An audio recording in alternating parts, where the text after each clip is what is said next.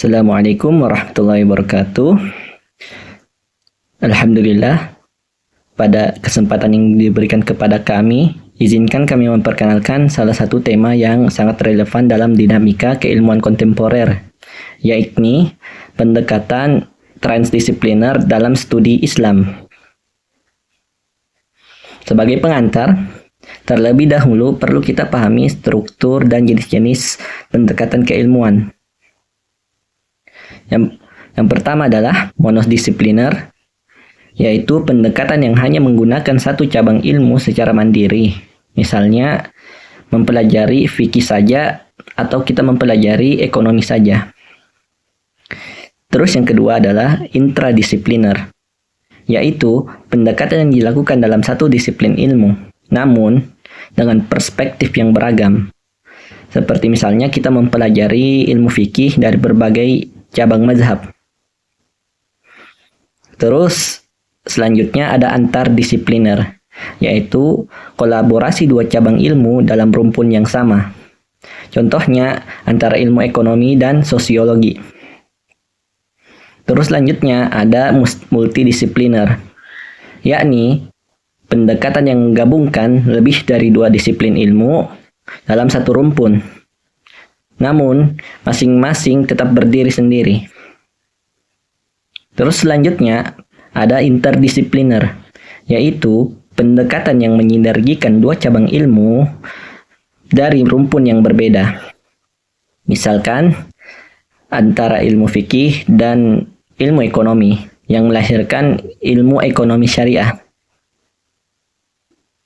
Dan dari sini, lahir satu pendekatan yang lebih kompleks dari pendekatan sebelumnya dan yang lebih mendalam lagi, yaitu ilmu transdisipliner yang akan kita bahas secara khusus dalam video ini.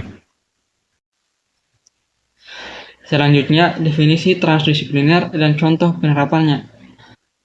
Pendekatan transdisipliner merupakan bentuk sintetis lebih dari dua disiplin ilmu yang berasal dari rumpun ilmu yang berbeda dan selanjutnya membentuk cabang ilmu baru yang khas.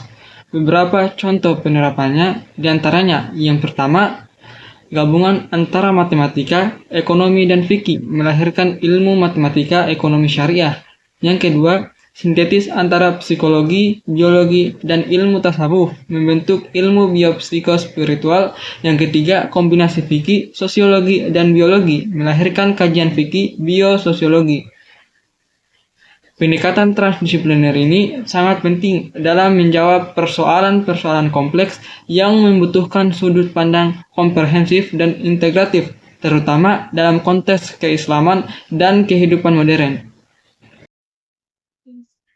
Baik, di sini saya sebagai pemateri ketiga, saya akan membacakan tentang hubungan antara agama dan sains. Salah satu aspek penting dalam pendekatan transdisipliner adalah membangun relasi antara agama dan sains. Lanier Bourbour mengidentifikasi 4 model hubungan antara keduanya. Yang pertama itu konflik, yakni pandangan yang menganggap agama dan sains saling bertentangan. Yang kedua, independensi, yakni keduanya berdiri sendiri dan tidak saling mempengaruhi. Yang ketiga, integrasi, yakni agama dan sains saling melengkapi dan bersinergi. Dalam pendekatan transdisipliner, hubungan yang dikedepankan adalah dialog dan integrasi. Bahkan, lebih jauh lagi melalui konsep semi-permeable, yaitu batas antara disiplin ilmu yang tidak kaku, memungkinkan adanya pertukaran ide, nilai, dan metode secara dinamis. Mungkin itu saja, terima kasih. Baik, Assalamualaikum warahmatullahi wabarakatuh. Di sini membawakan materi tentang imajinasi ilmiah dan keterujian intersubjektif. Dalam pengembangan ilmu tidak cukup hanya mengandalkan logika dan logika deduktif dan induktif. Diperlukan juga imajinasi kreatif yang menjadi sumber lahirnya teori-teori baru.